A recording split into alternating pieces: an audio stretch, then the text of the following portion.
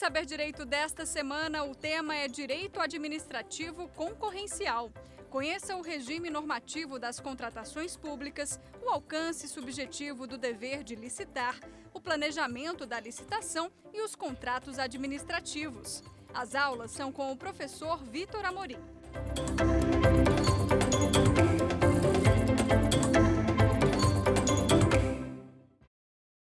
Olá, vamos iniciar a nossa terceira aula de Direito Administrativo Concorrencial, ou Direito Administrativo das Contratações Públicas.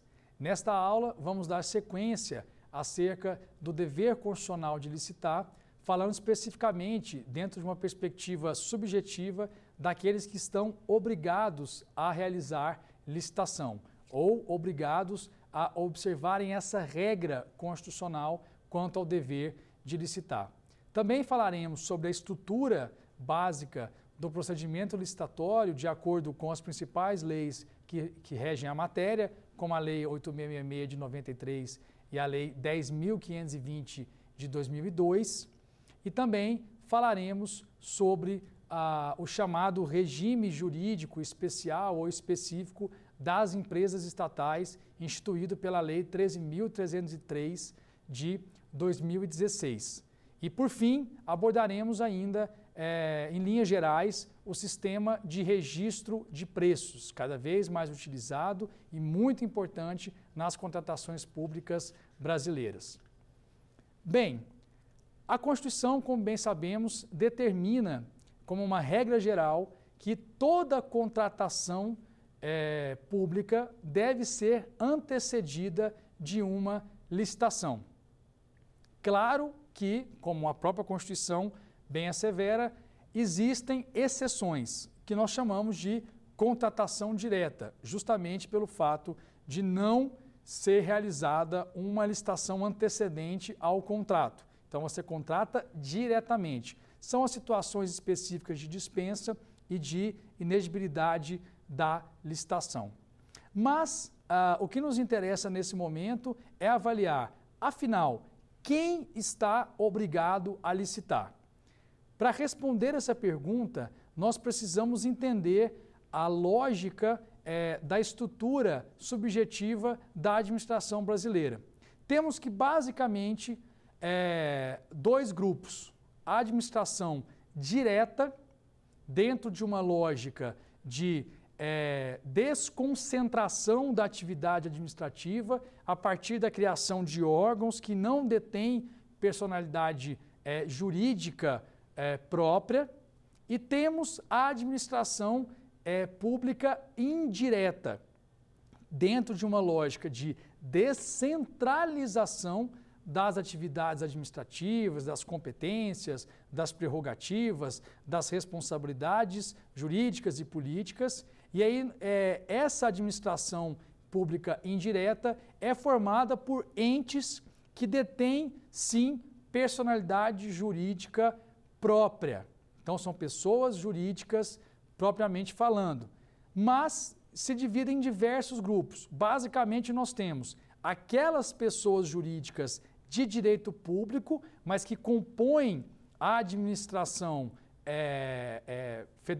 administração pública indireta, como, por exemplo, as autarquias, as fundações, e temos também as pessoas jurídicas de direito privado, mas que, por um regime híbrido, compõem também a administração indireta. E aí nós destacamos as chamadas empresas estatais. As empresas estatais, esse termo, na verdade, é um gênero que compõe-se de duas espécies. As empresas públicas, que são, de fato, aquelas empresas compostas integralmente por capital pertencente ao Estado, e as sociedades de economia mista, que nós temos uma participação da iniciativa privada em conjunto com o Estado, mas temos o capital, com direito a voto, o capital decisivo, em sua maioria integrada pela administração. Então, essa compreensão sobre as empresas estatais vai ser muito importante para o desenvolvimento da nossa terceira aula, porque a gente vai avaliar justamente a existência de um regime licitatório especial para as empresas estatais. Mas já adianto que elas sim são obrigadas, em regra, a licitar. Seguindo, Dentro dessa estrutura divisória da administração direta e da administração indireta, observando esse dever constitucional de licitar, que está na Constituição, mas que também está melhor densificado, mais especificado na Lei 8666 de 93, que é a chamada Lei Geral de Licitações, nós temos basicamente que toda a administração direta está obrigada a observar a regra de licitar. Então, todo órgão público, independentemente da esfera federativa, seja União, seja Estado, seja município, seja Distrito Federal, todo órgão público, independentemente do poder a qual ele está vinculado, seja executivo, legislativo, judiciário, todo órgão público está obrigado a licitar. E aqui também nós precisamos incluir que está também nessa dimensão da administração direta aqueles órgãos que são dotados de autonomia constitucional, né, que não são poderes propriamente dito, mas são dotados de autonomia constitucional, como tribunais de contas, Ministério Público, Defensoria Pública. Eles também estão obrigados ao dever de licitar. Eles devem fazer em regra de licitação, observando a regra constitucional já aqui exposta. Quanto à administração pública indireta, quando nós falamos dos entes que são dotados de autonomia jurídica, mas são pessoas jurídicas de direito público, e aí nós destacaríamos as autarquias e as fundações, inegavelmente estão sujeitas ao dever de licitar, em razão da sua própria natureza de direito público.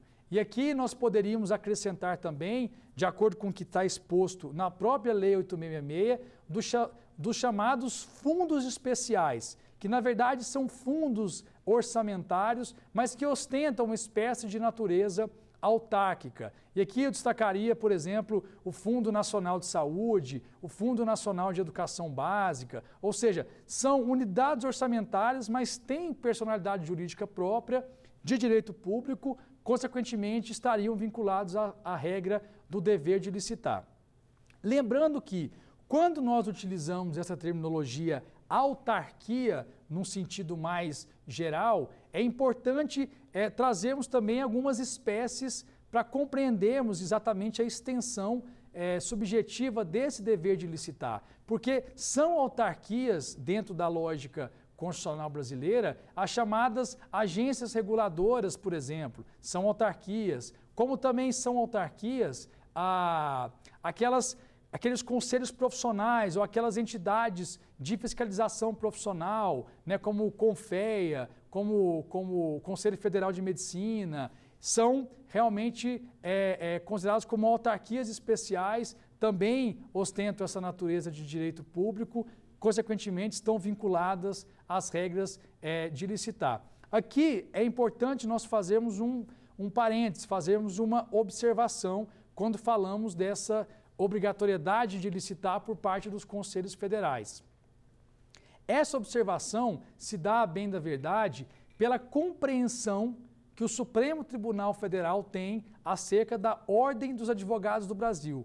Apesar da OAB ser uma entidade que fiscaliza o exercício da profissão de advogado no Brasil, o fato é que, pelo entendimento do Supremo Tribunal Federal, ela não é compreendida como uma simples autarquia ou como um simples conselho de fiscalização profissional. Porque, de acordo com a previsão da própria Constituição Federal, a advocacia é uma função essencial à justiça.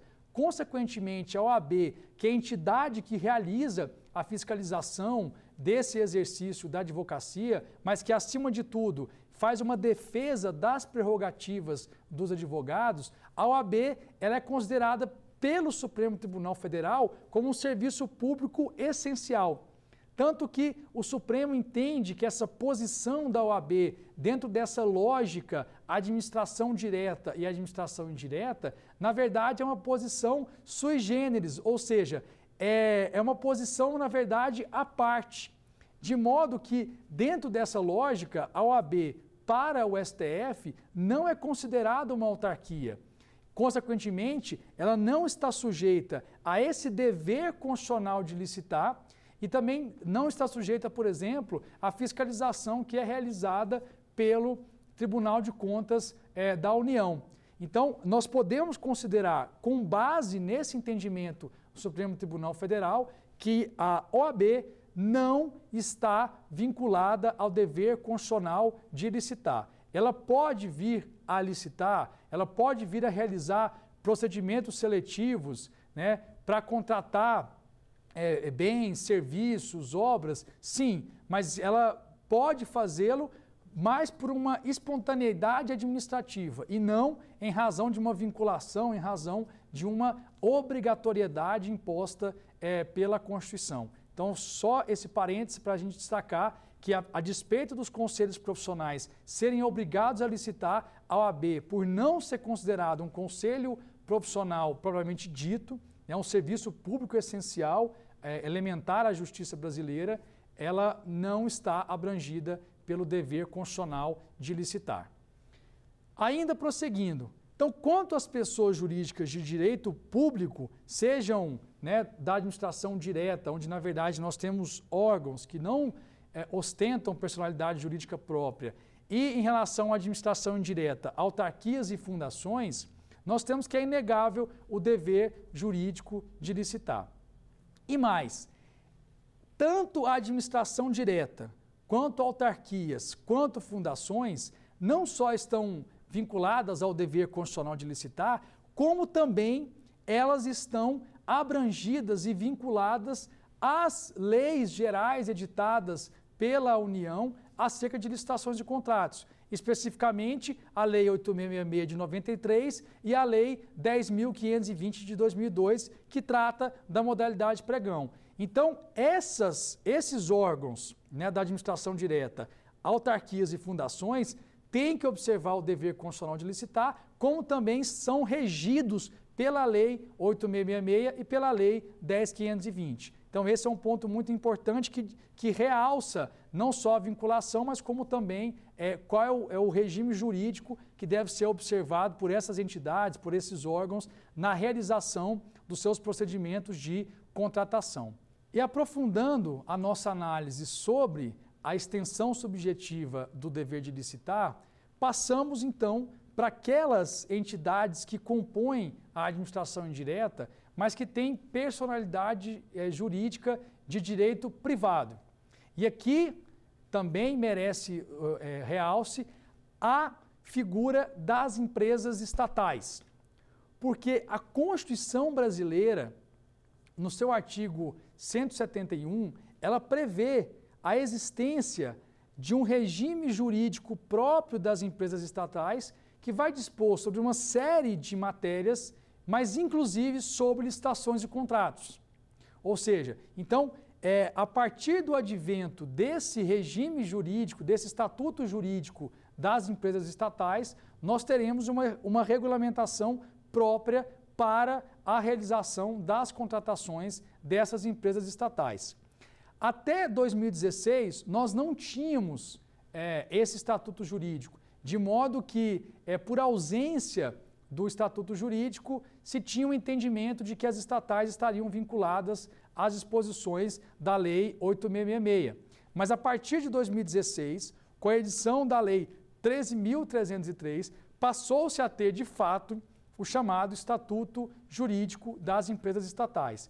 E esse estatuto jurídico, essa lei, dedica grande parte aos procedimentos de contratação, licitações e contratos das empresas estatais. Então, a gente pode dizer que elas estão, sim, vinculadas ao dever constitucional de licitar. Então, a priori, as contratações das estatais devem ser antecedidas de licitação, tanto que a própria Constituição, além da regra geral que está disposta ali no inciso 21 do artigo 37, quando ela trata das estatais, ela fala da necessidade de se estabelecer regras sobre licitações e contratos nos seus estatutos jurídicos. Então, dá a entender que, de fato, as estatais também estão sujeitas a essa regra constitucional, mas o regime jurídico a qual elas vão ser submetidas, diferentemente das autarquias e fundações que têm personalidade própria, mas são de direito público,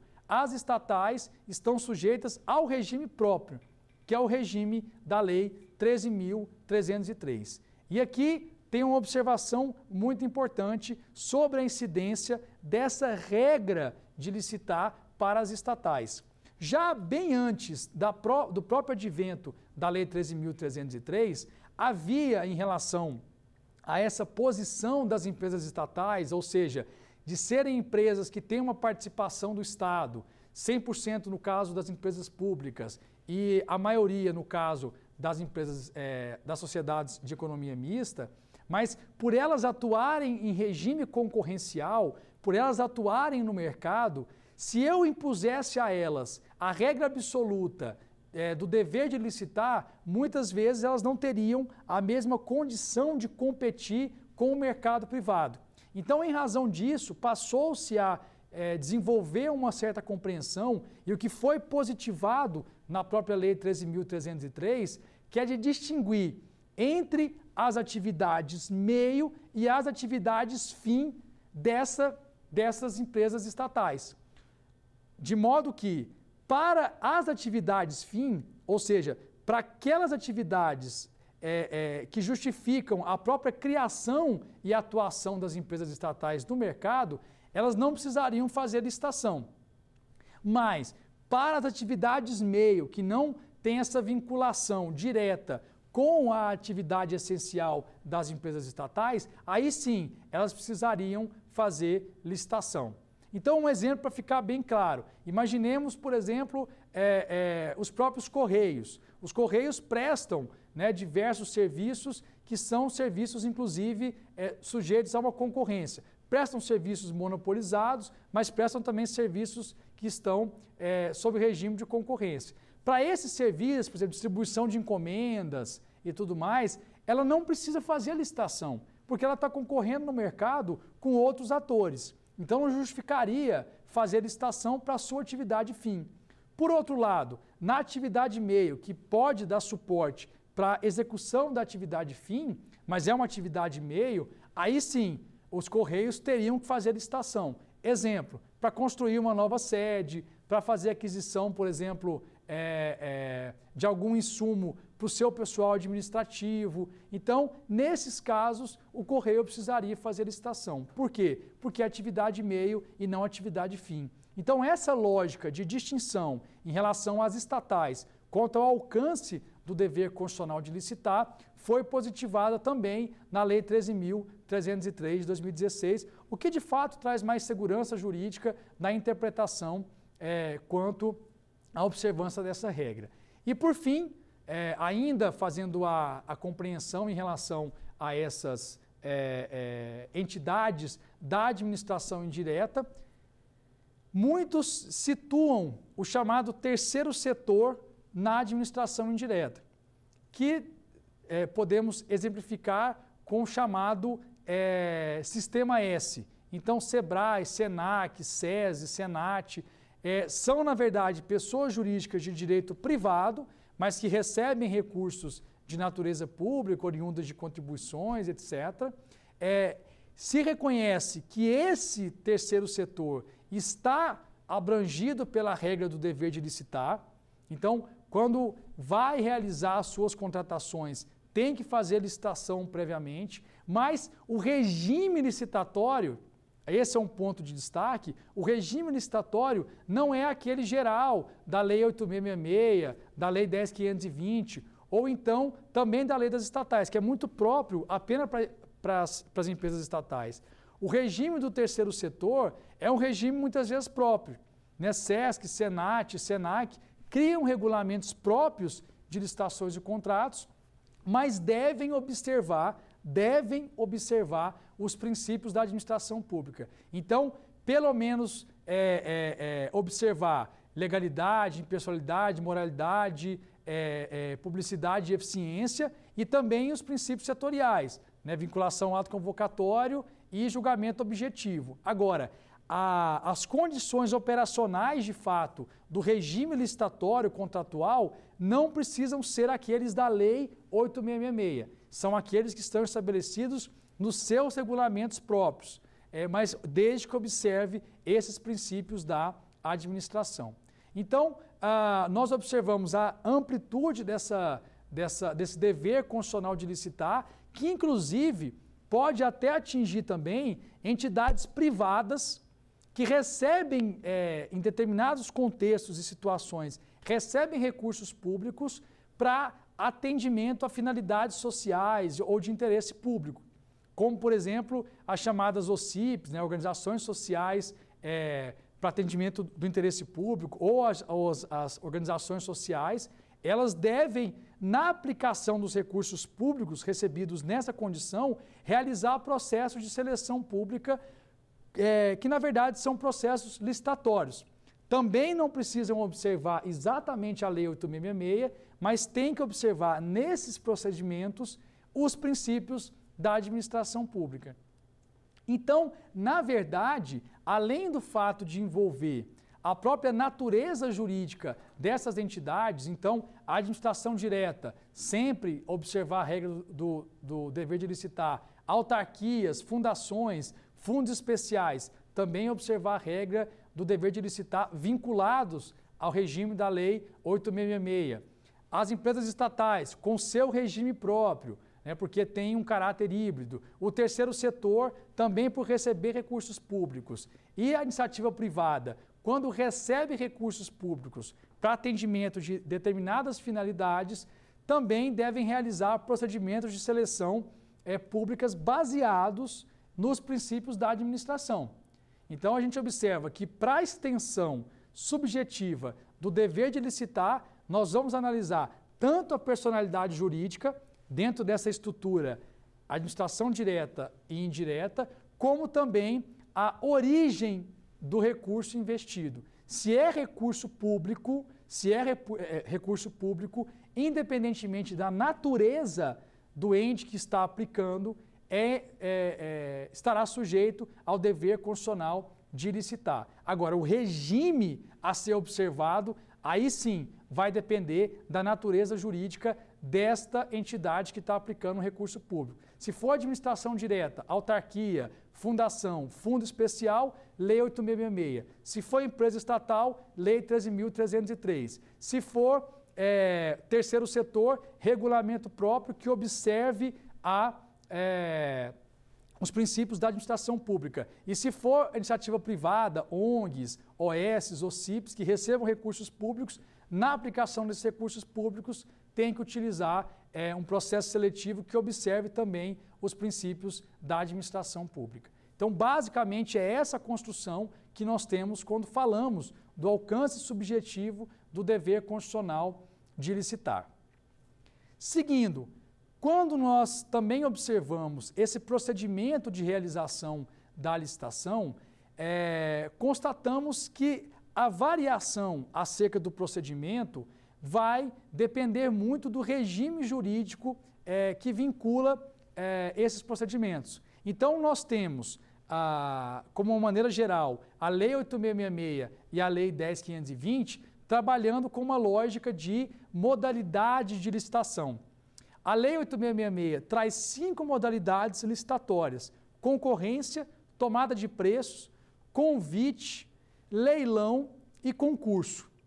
Lembrando que esse concurso de que trata a Lei 8.666 é o concurso para a seleção de um trabalho artístico, técnico, não é o concurso que se realiza para provimento de cargos e empregos públicos. Tá? Esse concurso é para acesso a cargos e empregos públicos, não é modalidade licitatória, apesar dos nomes serem os mesmos, mas existe aí uma diferença conceitual quanto à finalidade e quanto à estrutura também. Mas na Lei 8.666 nós temos a previsão dessas 5 modalidades, cada qual com o seu procedimento, com as suas regras próprias, e temos na Lei 10.520, né, o chamado pregão, que é uma 6ª modalidade geral de licitação prevista, mas que, como nós veremos, ela é uma modalidade específica para aquisição dos chamados bens e serviços comuns, que aí, independentemente do valor estimado, se esses bens e serviços são considerados como comuns, de acordo com o domínio do mercado acerca do fornecimento ou da execução desses serviços, nós temos, então, a possibilidade de utilização do pregão. Então, são as modalidades gerais que nós temos. Lembrando ainda que na esfera federal, nós temos a figura do chamado Regime Diferenciado de Contratações, apelidado simplesmente de RDC. Também é considerado uma norma geral, mas que não é, de fato, uma modalidade propriamente dita e é utilizado apenas em situações muito pontuais. Foi criado originalmente para agilizar as contratações para a preparação da Copa do Mundo de 2014 e das Olimpíadas de 2016, mas depois foi estendido para outros objetos vinculados à construção, por exemplo, do sistema prisional, área de educação, patrimônio histórico, obras vinculadas ao PAC, né, ao Programa de Aceleração no Crescimento. E aí nós temos uma dinâmica de realização procedimental diferente das modalidades tradicionais que nós falamos aqui: concorrência, tomada de preço, convite, leilão, concurso e pregão. Então essas seriam as modalidades, os procedimentos gerais, né, que vão vincular cada ente, cada órgão de acordo com a sua aderência ao regime jurídico, conforme nós falamos aqui da extensão subjetiva do dever de licitar. No caso das empresas estatais, pela estrutura que foi estabelecida pela Lei 13.303, nós temos algumas regras ali elementares sobre contratações públicas, mas há uma previsão no seu artigo 40 da instituição e da atualização de regulamentos internos de licitações e contratos. E aí, com uma série de matérias a serem tratadas nesses regulamentos internos, então a Lei 13.303 vem com uma sistemática de conferir uma certa deslegalização dos procedimentos licitatórios das estatais, que passam a ter então essa autonomia para dispor sobre o procedimento internamente em seus regulamentos. Então é algo muito interessante para acompanhar as características de cada estatal, se é uma prestadora de serviço público, se é uma estatal que explora atividade econômica. Então, quanto mais dinâmico for a normatização acerca desses procedimentos, melhor vai ser o atendimento das finalidades dessas estatais. Isso gera, né, toda uma complexidade importante, mas, de fato, busca atender melhor uma lógica de eficiência, porque não engessa cada estatal com um procedimento pré-estabelecido. Só lembrando que, especificamente, quanto à aquisição de bens e serviços comuns, a lei das estatais utilizou uma determinada estratégia, por opção do legislador, de instituir uma regra de preferência para a utilização do pregão, e aí fazendo a menção à Lei 10.520, quando as estatais forem contratar bens e serviços comuns. Então aí é uma certa aplicação por empréstimo de um regime licitatório que está vinculado a uma regra mais geral, que no caso está previsto na Lei 10.520. Então, nós temos aí, quanto ao procedimento, uma ideia, né, muito variável de acordo com os regimes jurídicos que são aplicáveis. O que nos interessa aqui nesse momento, até pela própria proposta de abordagem da nossa terceira aula, são esses regimes gerais previstos na Lei 8.666 e na Lei 10.520, que constroem uma lógica procedimental a partir de uma perspectiva estática, ou seja, tratam-se de modalidades. Modalidades licitatórias, na verdade, são formas de realização do procedimento. Então, cada modalidade tem uma forma própria de realização do seu procedimento. Basicamente, nós temos, na Lei 8.666, das 5 modalidades, nós temos que identificar o seguinte: quando eu estou diante da necessidade de alienar um bem da administração, a administração está vendendo, dispondo de um bem, em geral eu vou utilizar a modalidade leilão. A leilão, ela é utilizada realmente para venda, para alienação de bens da administração. Bens móveis, qualquer um que seja, e bens imóveis a partir de um patamar de valor previsto na própria Lei 8666. Lembrando que, acima desse patamar, nós teríamos a necessidade de fazer a alienação mediante concorrência. Então, nesse aspecto, a concorrência tem essa possibilidade de ser utilizada como modalidade tanto para alienação, como também para aquisição, contratação de serviços e obras, como nós veremos. Mas, basicamente, para facilitar a compreensão, leilão para alienação, concurso, seleção de trabalho artístico, técnico, e quando está diante da necessidade, então, de adquirir um bem ou de contratar um serviço ou uma obra, aí eu tenho as outras 3 modalidades da Lei 8666, concorrência, tomada de preço e convite. O que vai ser o critério orientador para identificar qual vai ser a modalidade que eu posso ou não adotar, eu tenho que utilizar o valor estimado da contratação. E isso a Lei 8666 bem estabelece quais são as faixas de valores. Lembrando que há uma espécie de gradação entre convite, depois tomar de preço e depois concorrência. Tanto que a concorrência é chamada de modalidade universal, porque ela pode ser utilizada para todo e qualquer caso, né? A depender do valor, você só pode utilizar uma modalidade mais graduada. Bom, na lógica da Lei 8666, o fator orientativo para indicar a modalidade licitatória para comprar bens, contratar serviços ou obras é o valor estimado. Então, objetivamente, a Lei 8666 traz um critério para essa distinção. Por sua vez, em relação à modalidade pregão, não há um critério de valor. E a modalidade pregão também é utilizada para aquisição de bens e contratação de serviços. Mas o que vai ser realmente o critério orientativo para a adoção da modalidade pregão, na verdade, é o enquadramento, é a natureza deste bem ou desse serviço que está sendo contratado. Se ele for considerado como comum, é possível adotar o pregão. Claro que existe uma certa fluidez ou uma certa indeterminação em relação a esse conceito. Afinal, o que é bem ou serviço comum? A Lei 10.520, que traz essa definição, diz que bens e serviços comuns são aqueles que possuem características padronizáveis, mensuráveis objetivamente em termos de qualidade e eficiência, mas ainda assim se torna um conceito fluido. E o entendimento, na verdade, que se tem já sedimentado, tanto da doutrina, quanto também do próprio Tribunal de Contas da União, é que a perspectiva de análise para o enquadramento do bem ou serviço como comum deve ser uma perspectiva mercadológica. Então, não há uma contraposição conceitual entre bem complexo e bem comum, serviço complexo e serviço comum.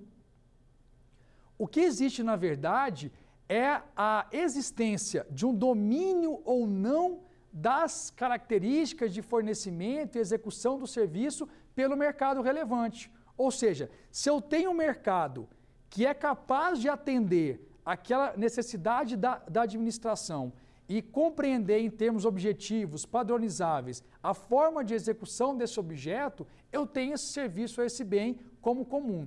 Mas o fato é que este enquadramento concreto, diferentemente do que a gente tem na seleção da modalidade lá da Lei 8666, no pregão, esse enquadramento concreto vai se dar de acordo com a dialética do processo.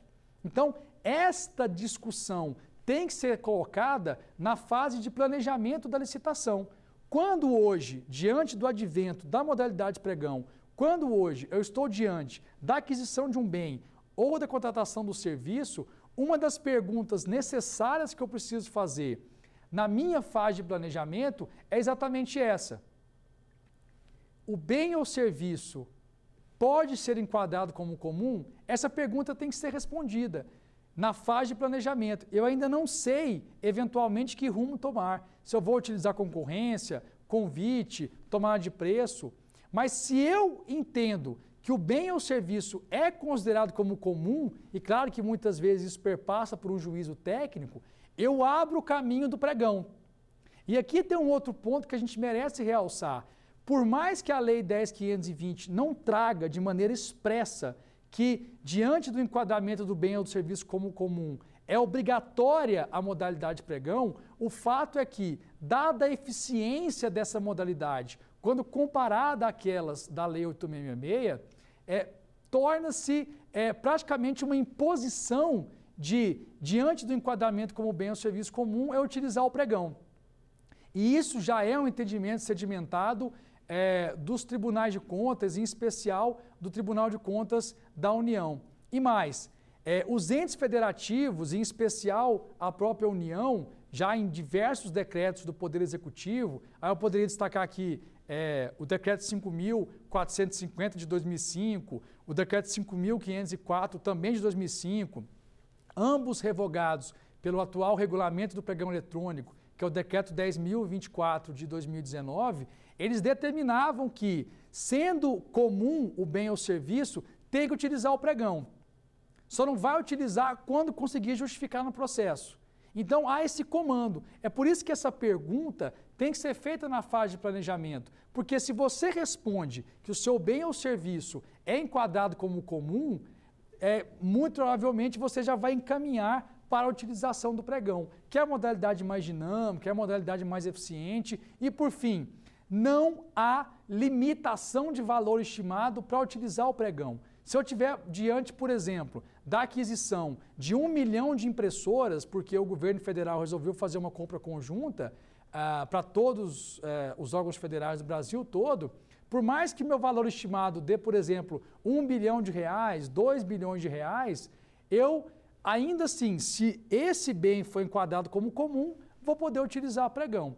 E aí o pregão ele é realmente mais eficiente do que as outras modalidades, e essa é uma constatação praticamente unânime, porque ele trabalha com uma lógica de inversão de fases. Primeiro eu tenho a disputa em relação à melhor proposta, com uma fase de lances decrescentes para melhorar a proposta, algo que não existe nas modalidades concorrência, tomada de preço e convite. E depois eu tenho a análise da habilitação apenas do vencedor.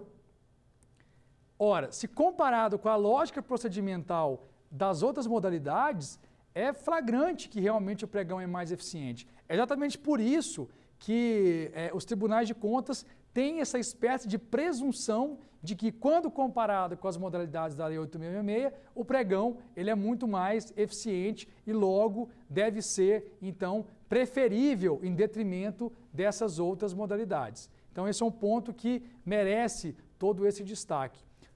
Por fim, para nós encaminharmos aí para a conclusão em relação aos procedimentos, é preciso a gente falar do chamado Sistema de Registro de Preço, ou o famoso SRP. O Sistema de Registro de Preço, ele é previsto no artigo 15 da Lei 8.666, mas passível de regulamentação.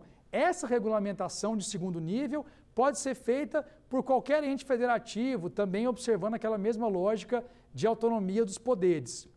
No caso federal, o Poder Executivo Federal, em 2013, editou o atual regulamento do Sistema de Registro de Preço, que é o Decreto 7.982, de 2013, que trata exatamente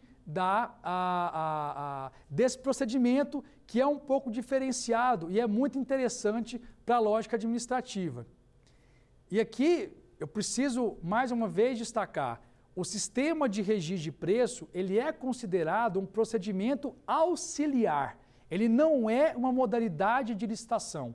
Tanto é que a lógica do registro de preço é eu fazer uma licitação, e aí a nossa legislação admite que eu posso utilizar ou pregão ou concorrência para fazer um registro de preço, para, na verdade, obter não a contratação do objeto propriamente dito, mas sim para a formação do preço, uma espécie de compromisso por parte do fornecedor de que quando a administração vier a demandar aquele objeto, esse fornecedor vai fazer nas condições assumidas e nos preços assumidos durante a licitação. É por isso que o resultado da licitação no SRP é, na verdade, a formação de uma ata de registro de preço. Ata essa que consubstancia esse compromisso do licitante em relação a manter aqueles valores quando for executar. E veja que nesses casos a administração não está obrigada a contratar o objeto. Inclusive ela pode contratar parte do objeto que ela previu que ela pudesse demandar, como também não pode contratar nada. Então, esse registro de preço ele é um compromisso. Por outro lado, aquele beneficiário da ata de registro de preço não é considerado um contratado. Ele não tem direito subjetivo a exigir que a administração demande todo aquele objeto e, consequentemente, receba por isso. Então, esse é um ponto muito importante e se entende, na verdade, que o registro de preço não é modalidade, porque, na verdade, ele é realizado ou por concorrência ou por pregão, e ele é um instrumento auxiliar, porque ele é uma grande ferramenta, por exemplo, quando a administração tem ideia de que ela vai precisar de algum produto, de algum serviço, mas não sabe exatamente quando. E aí, para não precisar formar um estoque, ou então para eventualmente comprar, contratar e efetivamente não utilizar, né, então isso tem uma noção de desperdício também, ela faz o registro de preço. Ou seja, se ela precisar, o compromisso está ali juridicamente formado. E ela vai demandar do fornecedor e aí sim, ela vai acionar a ata de registro de preço e desse acionamento vai gerar um contrato. Aí, essa é a relação contratual decorrente do acionamento da ata. Mas a administração pode simplesmente não acionar a ata de registro de preço. E isso não vai gerar para o contratado um direito subjetivo de exigir que a administração faça essa demanda. Então, o SRP realmente passa a ser cada vez mais, na administração atual, muito utilizado, porque ele é um instrumento muito importante, ao contrário das licitações tradicionais, vamos assim dizer. Não é necessário que haja uma reserva ou uma disponibilidade orçamentária, porque é só um compromisso. Aí sim, quando a administração for acionar a ata, demandar o fornecimento do bem ou do serviço, aí como isso vai gerar a necessidade de uma contratação, é fundamental que haja sim a reserva orçamentária para fazer frente a essa despesa. Mas eu consigo deflagrar um procedimento licitatório no registro de preço sem reserva orçamentária, sem disponibilidade orçamentária, porque há só uma expectativa de contratação por parte da administração pública. E aí, nesse ponto, até mesmo a gente fazendo um link com a nossa primeira aula, é preciso também observar que essa regulamentação específica sobre o sistema de registro de preço é de autonomia de cada ente federativo. No caso federal, como bem colocamos, o decreto de 2013, ele densifica uma série de opções da administração federal sobre o sistema de registro de preço, o que não quer dizer que isso por si só vincule os outros entes federativos em relação a essas opções. Um dos exemplos, né, e que ficou muito flagrante, principalmente no contexto de pandemia, quando nós tivemos aí a variação muito grande de preços, uma oscilação em curto espaço de tempo, é a impossibilidade de revisão dos preços registrados para mais, ou seja, para um valor superior. Pela lógica do decreto federal, o que existe é o seguinte: se eventualmente há uma variação dos preços praticados no mercado para menos, ou seja, os preços praticados no mercado estão mais baratos do que aqueles registrados em ata, a administração tem que convocar esse fornecedor beneficiário da ata para uma negociação para verificar se ele tem condição de reduzir. Se ele não quiser reduzir, ele é liberado e se tenta, inclusive, essa negociação com os licitantes remanescentes daquela licitação que gerou a ata de registro de preço. Mas veja, então o decreto federal, ele permite a revisão do preço para menos. Mas quando o preço do mercado fica mais caro do que o preço registrado na ata, o decreto federal veda essa possibilidade de revisão para aumentar o preço registrado. Por isso que eu destaco aqui mais uma vez, essa é uma opção do Poder Executivo Federal, que não vincula estados e municípios, porque a Lei 8.666, no ponto em que ela trata do sistema de registro de preço como norma geral, ela diz que é na forma do regulamento. Então, essa baliza, por exemplo, de impedir a revisão para mais, não está na norma geral. Na verdade, foi uma opção regulamentar. E por isso que ela não vincula estados e municípios. Esse é um excelente exemplo para a gente densificar aquele aprendizado que nós tiramos na nossa primeira aula. Enfim, falamos em nossa terceira aula de todo esse arcabouço que envolve os procedimentos licitatórios no Brasil, mais especificamente aqueles marcos legais principais, como a Lei 8.666 e a Lei 10.520, acerca das modalidades licitatórias. E pontuamos muito bem também a própria inserção do sistema de registro de preço dentro desta lógica administrativa.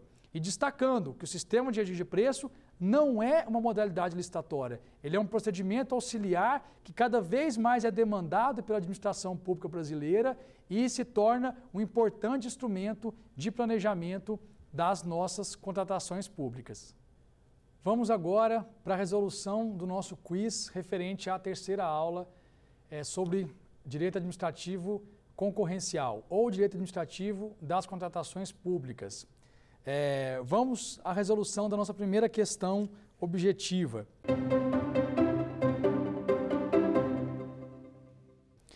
Indique qual organização ou entidade não está obrigada a licitar. Alternativa A, Ministério Público. Alternativa B, Conselho Profissional. Alternativa C, SEBRAE. Alternativa D, OAB. Bom, essa questão, para quem acompanhou atentamente a nossa aula 3, ela é de fácil resolução. Quando nós falamos do alcance subjetivo do dever de licitar, pontuamos muito bem que todos os órgãos da administração direta estão sim vinculados a esse dever de licitar. No caso aqui exposto, o Ministério Público ele se insere dentro da estrutura da administração direta, consequentemente tem o dever de licitar. Ou seja, não é ele a nossa resposta correta aqui para a questão. Prosseguindo, Conselho Profissional.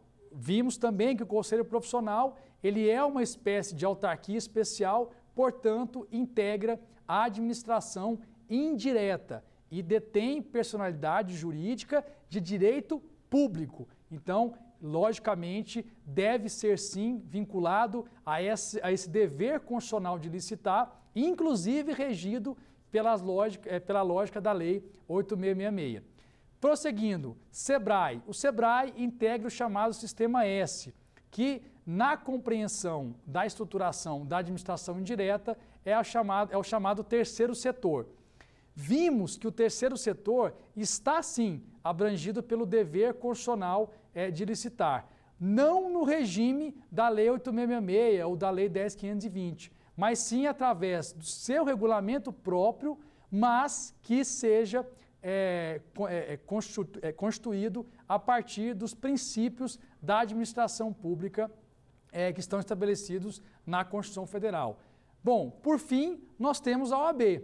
Como falamos, por um entendimento do Supremo Tribunal Federal, a OAB, apesar de fiscalizar o exercício da atividade profissional da advocacia, não é considerado um conselho profissional propriamente dito, é considerado, na verdade, um serviço essencial à justiça, consequentemente não estaria, então, sujeito ao dever constitucional de licitar.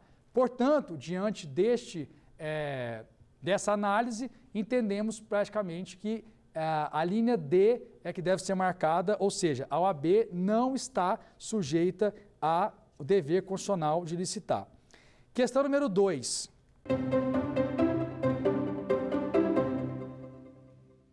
Não se subordina à Lei 8.666 de 93. Alternativa A, órgãos públicos estaduais. Alternativa B, Senado Federal. Alternativa C, empresas estatais. Alternativa D, fundos especiais.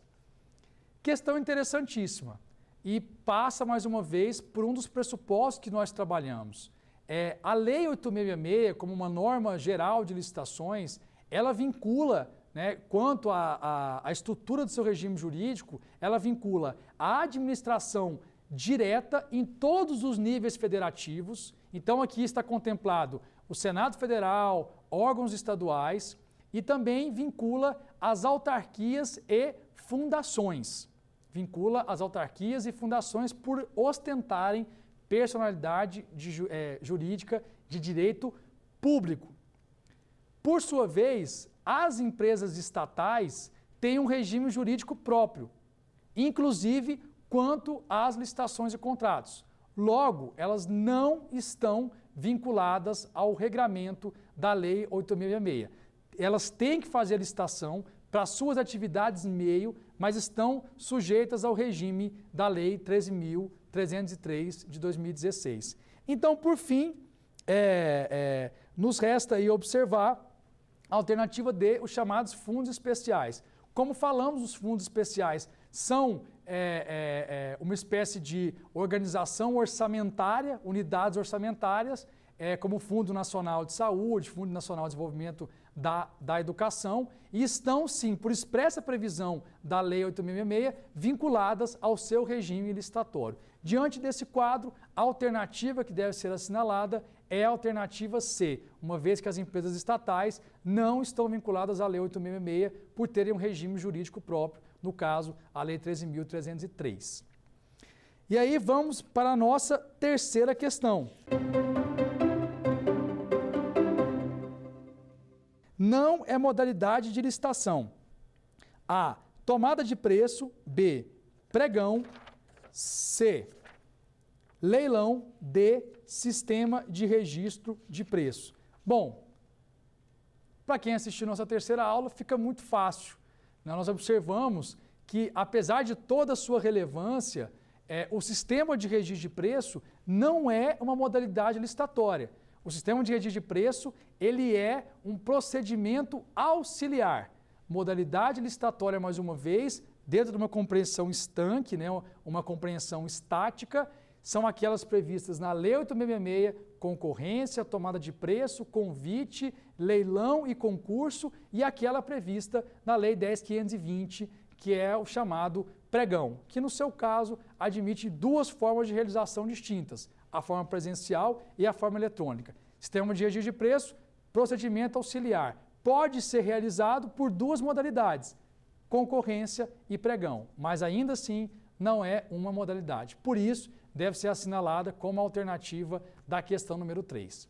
Bom, com isso nós encerramos o quiz referente à nossa terceira aula e eu convido já a todos para a nossa quarta aula, que vai tratar de um tema fundamental para as contratações públicas brasileiras, que é sobre o planejamento das contratações. Ali nós falaremos sobre a importância do planejamento, a visão sistêmica do procedimento licitatório e, em especial, os artefatos inerentes a essa fase de planejamento, como documento de oficialização de demanda, termo de referência, projeto básico, e, em especial, o chamado procedimento de pesquisa de preço, para se chegar na estimativa do valor para aquela contratação, algo que é essencial e instituído como obrigatório na nossa ordem jurídica nacional. Portanto, é uma aula essencial para compreendermos adequadamente o direito administrativo concorrencial, o direito administrativo das contratações públicas.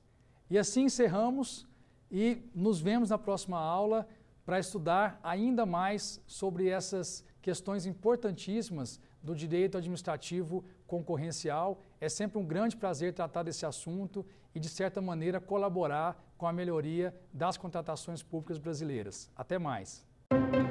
Quer dar alguma sugestão de tema para os cursos do Saber Direito? Então mande um e-mail para a gente, saberdireito@stf.jus.br, ou entre em contato pelo WhatsApp, o número é esse que aparece na sua tela. Você também pode estudar pela internet. Acesse nosso site tvjustiça.jus.br ou pode rever as aulas no canal do YouTube TV Justiça Oficial.